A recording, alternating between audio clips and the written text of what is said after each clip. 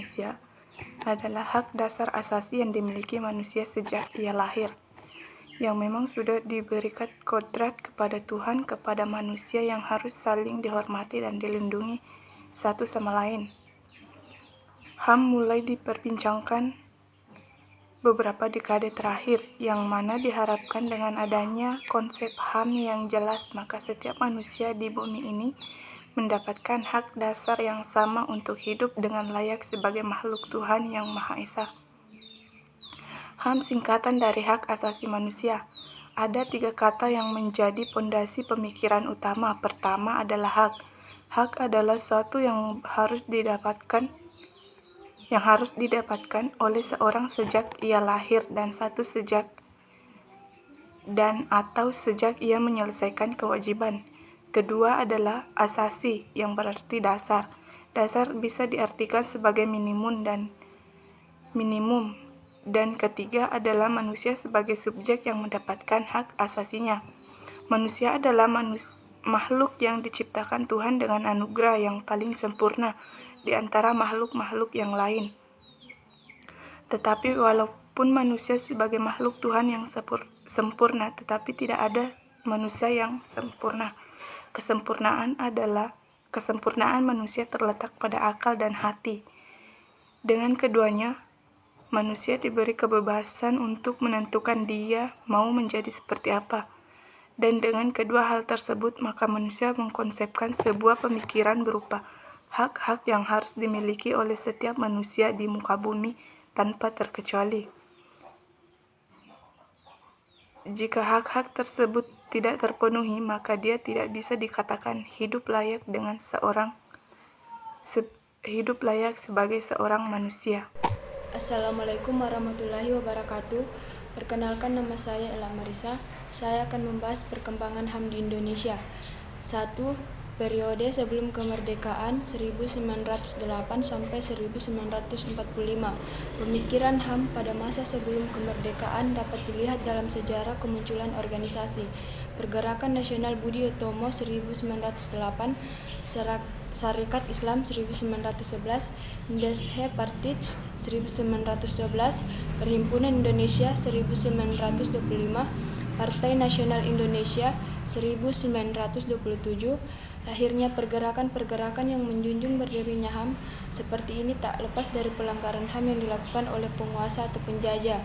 Dalam sejarah pemikiran HAM di Indonesia, Budi Utomo merupakan organisasi pertama yang menyuarakan kesadaran berserikat dan mengeluarkan pendapat melalui petisi-petisi yang ditunjukkan kepada pemerintah kolonial maupun lewat tulisan di surat kabar. 2. Periode setelah kemerdekaan 1945 sampai sekarang. Perdebatan tentang HAM berlanjut sampai periode pasca kemerdekaan. 3.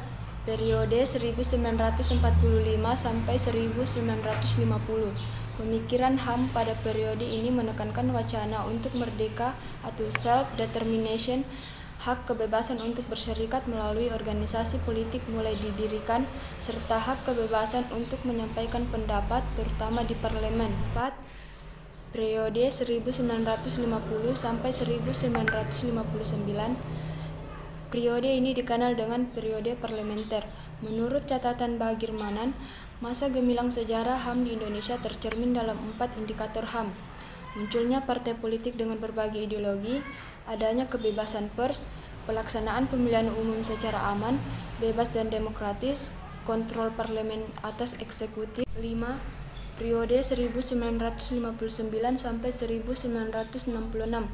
Periode ini merupakan masa berakhirnya demokrasi liberal dan digantikan dengan demokrasi terpimpin yang terpusat pada kekuasaan Presiden Soekarno. Demokrasi terpimpin atau guided demokrasi tidak lain sebagai bentuk penolakan Presiden Soekarno terhadap demokrasi parlementer yang dinilai merupakan produk Barat. Melalui sistem demokrasi terpimpin, kekuasaan terpusat di tangan Presiden. Presiden tidak dapat dikontrol oleh parlemen. Sebaliknya, parlemen dikendalikan oleh Presiden. Kekuasaan Presiden Soekarno bersifat absolut, bahkan dinobatkan sebagai Presiden seumur hidup, dan akhir pemerintahan Presiden Soekarno sekaligus sebagai awal era pemerintahan Orde Baru, yaitu masa pemerintahan Presiden Soeharto. 6. periode 1966 sampai 1998. Pada mulanya, Orde Baru menjanjikan harapan baru bagi penegakan HAM di Indonesia. Janji-janji Orde Baru tentang HAM mengalami kemunduran pesat pada tahun 1970-an hingga 1980-an. Setelah mendapat mandat konstitusional dari sidang MPRS, Orde Baru menolak HAM dengan alasan HAM dan demokrasi merupakan produk Barat yang individualistik dan militeristik, bertentangan dengan prinsip lokal Indonesia yang berprinsip gotong royong dan kekeluargaan. 7. Periode pasca Orde Baru. Tahun 1998 adalah era paling penting dalam sejarah perkembangan HAM di Indonesia. Setelah terbebas dari pasukan rezim Orde Baru dan merupakan awal datangnya era demokrasi dan HAM yang kala itu dipimpin oleh B.J. Habibie yang menjabat sebagai wakil presiden. Pada masa pemerintahan Habibie, misalnya perhatian pemerintah terhadap pelaksanaan HAM mengalami perkembangan yang sangat signifikan. Lahirnya TAP MPR nomor 17 MPR 1998 tentang HAM merupakan salah satu indikator pemerintah era reformasi. Perkembangan HAM di Indonesia. 1. Periode sebelum kemerdekaan pada tahun 1908 sampai 1945. Pemikiran HAM pada masa sebelum kemerdekaan dapat dilihat dalam sejarah kemunculan organisasi, yaitu Pergerakan Nasional Budi Utomo pada tahun 1908, Sarekat Islam 1911, dan Indeks Partij 1912.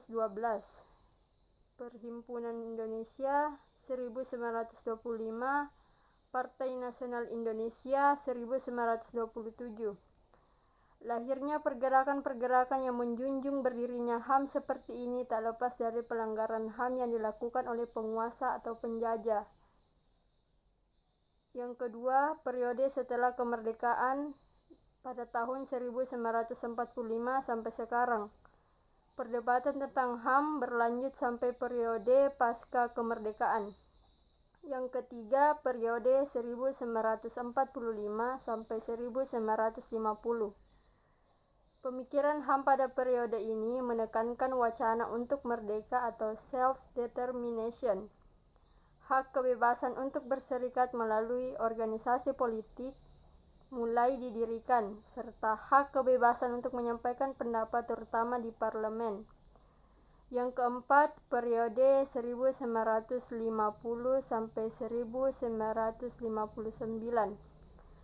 Periode ini dikenal dengan periode parlementer menurut catatan Bagir Manan. Masa gemilang sejarah HAM di Indonesia tercermin dalam 4 indikator HAM. Munculnya partai politik dengan berbagai ideologi, adanya kebebasan pers, pelaksanaan pemilihan umum secara aman, bebas, dan demokratis, kontrol parlemen atau eksekutif. Yang kelima, periode 1959 sampai 1966.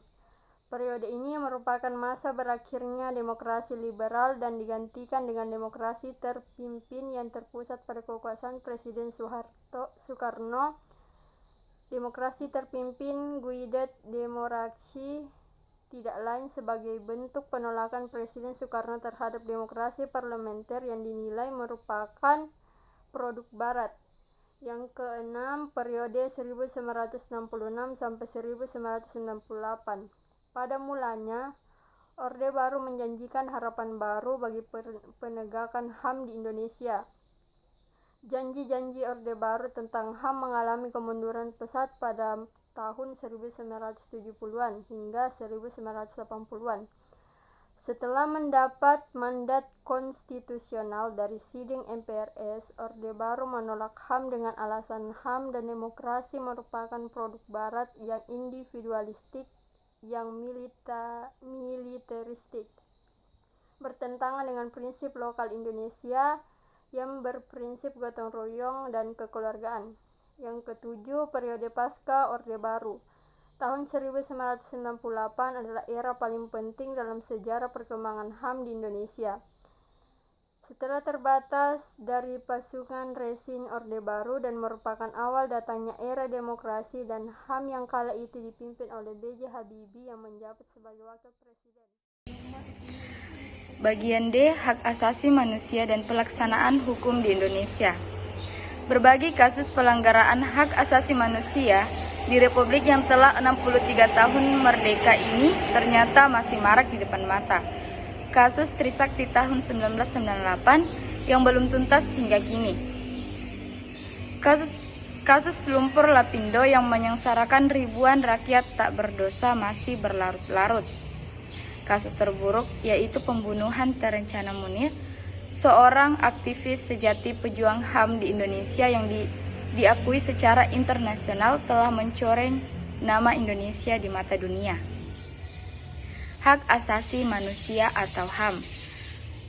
Hak asasi manusia dan permasalahannya merupakan topik tertua dan aktual yang selalu ada di setiap peradaban manusia. Penegakan HAM masih terkendala dengan kesadaran dan kesungguhan para penguasa serta pemahaman warga negara dan hakikat HAM di berbagai negara di dunia termasuk Indonesia. Konsep dasar hak asasi manusia atau HAM. Konsep hak asasi manusia dapat diuraikan dengan pendekatan bahasa atau etimologi maupun pendekatan istilah.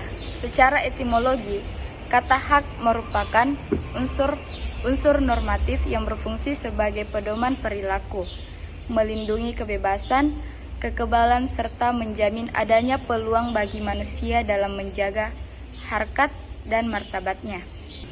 Sedangkan kata asasi berarti yang bersifat paling mendasar yang dimiliki oleh manusia sebagai fitrah, sehingga tak satupun makhluk dapat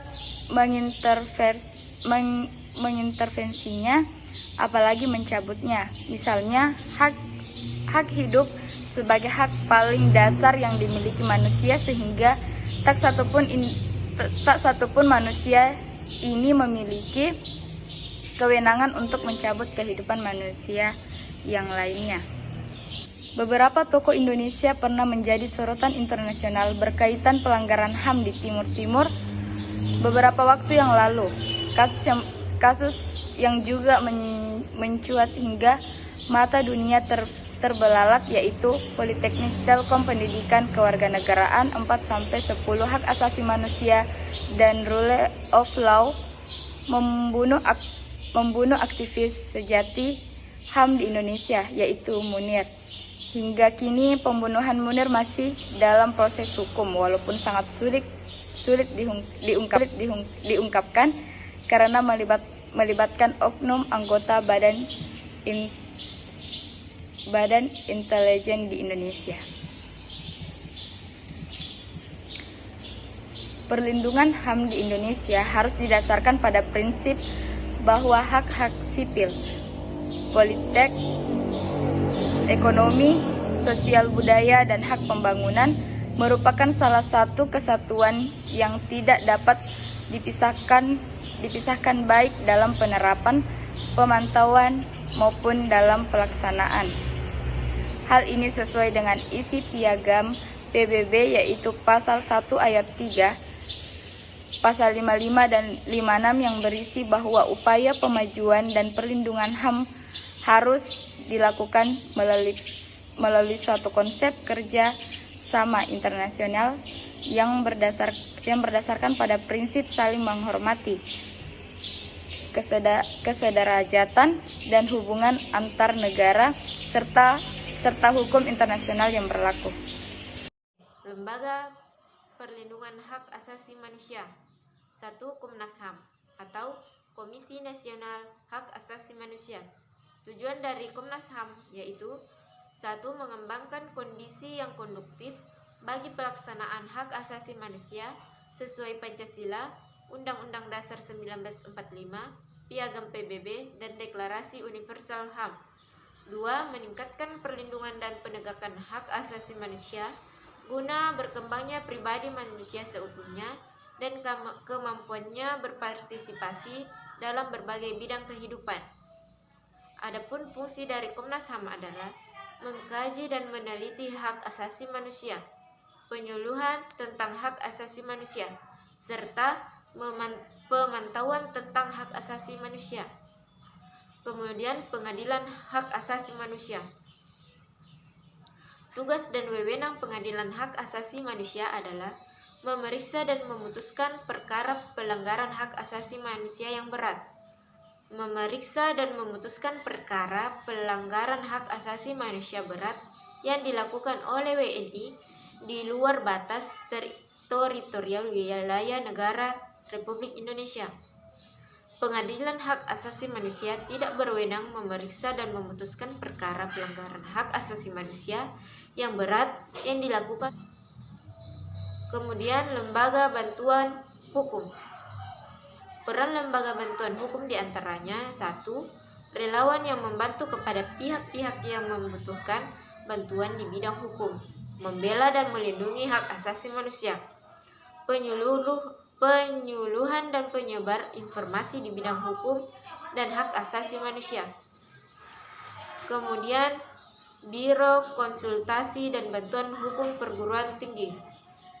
Biro Konsultasi dan Bantuan Hukum mempunyai peran yaitu sebagai kantor pusat kegiatan untuk memberikan layanan kepada semua pihak yang ingin berkontribusi dan meminta bantuan di bidang hukum dan HAM.